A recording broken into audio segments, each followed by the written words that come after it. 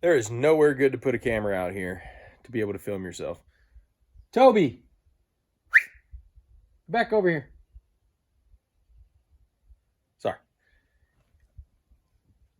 Good boy. All right, so I figured it's probably time to catch you up on what's been going on. We had a storm come through, well, not yesterday, but the day before. So we had to get all the lumber and stuff moved inside of the shed. I started the wiring process. I got all the boxes put up, which you could probably see behind me. Maybe not. But anyway, there's a few blue boxes up for outlets. I'm going to be running 12-2 for the outlets because I want 20 amp circuits. And then I'll be running 14-2 for the lighting because that's just standard for a 15 amp circuit. So what else? Oh, yes. Our ground. So I thought about it and I'm like, you know what? I gotta have a ground for our panel when we put the panel in. And this ground is not conducive to driving ground rods in. You have to have two 8-foot long ground rods, 6 feet apart. And I, for the life of me, couldn't figure out how we're going to drive ground rods into this ground because I think you're going to get down to hard pan and that's where it's going to stop. So what we did is kind of looked at the code and realized that we can lay them horizontally in the ground in a 2.5-foot trench and put them 6 feet apart. So that's what we did. We haven't yet. That's what we're going to do. We ended up renting, or not renting. We went back and we borrowed the auger that we set the post with the shed with, and we decided we'd drill a series of holes and then we'd use the backhoe attachment on the tractor to try to dig them out. I'm telling y'all, the ground is so hard here. So you have to give yourself every little advantage that you can. So that's what we're gonna do. Yesterday we started that process and actually we got all the way through it, but there were some hiccups. We got the auger stuck in the ground and then we had to try to dig it out and that didn't work.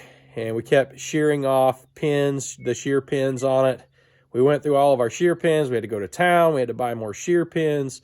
We essentially just corkscrewed that baby right into the ground and it was there. And we were like 30 inches down and it was stuck all the way, full auger in the ground kind of thing.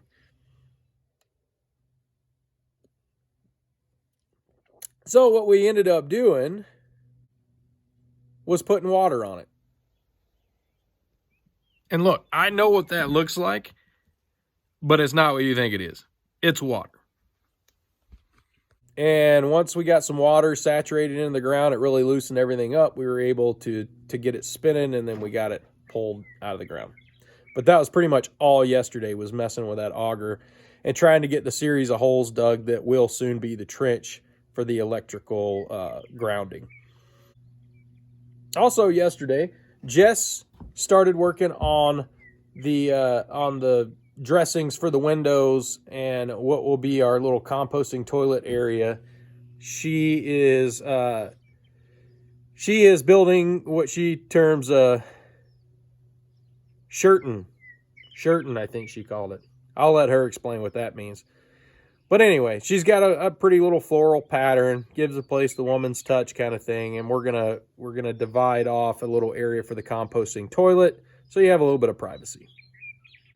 So today I'm going to continue pulling wire. I've already kind of started the process. I've got one box done, and then I got the feed over to the other box.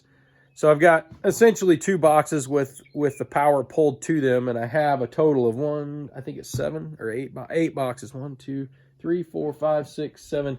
I have a total of 8 boxes on the inside. I'll have one switch for the outside light and one switch for the inside light. And then I'm going to go back. I got to find the boxes, but I'm going to put up 4 outside electrical outlets as well. And those will be on their own circuit and they'll be GFCI'd.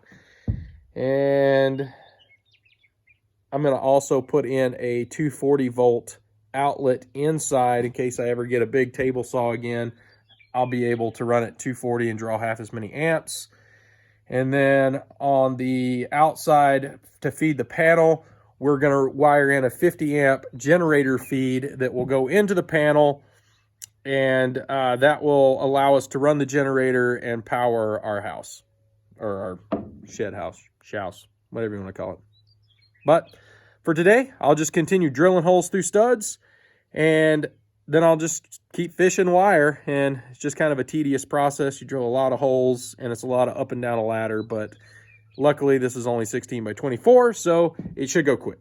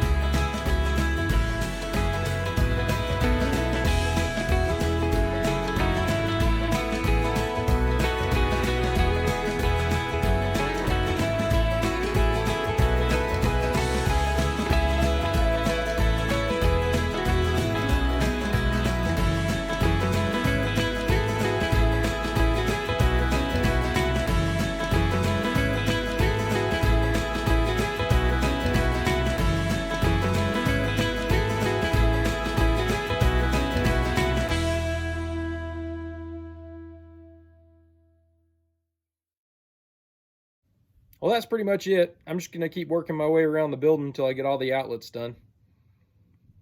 Jess and Morgan went out horseback riding this morning. I got a little bit of video probably coming from them, so I'll add that into the end of this video. Also, when we went to pick up the auger, I ended up seeing an elk. It's the first one I've seen since I've been here. There was a group of them in a pasture. I just want to say thanks to everybody that's keeping up with us, and we miss everybody, all of you friends and family out there. And we'll keep putting videos up. God bless. And stay tuned after this. I'll include the footage that Jess sends me. We love y'all. Have a good one.